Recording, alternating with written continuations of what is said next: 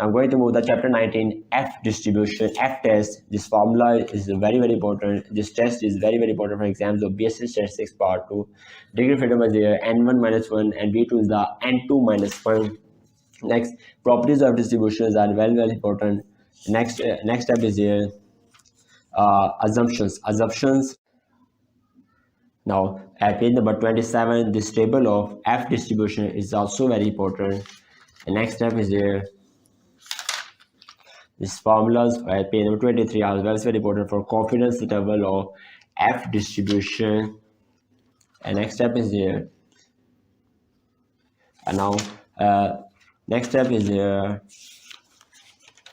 I'm going to move the exercise. And exercise 19.6 question is very important for exams and for ABC part. 19.7, 19.8, 19.9, 19.10, 19.11, 19.12. Each question of our F distribution and are very important for exams of BSC Statistics Part 2.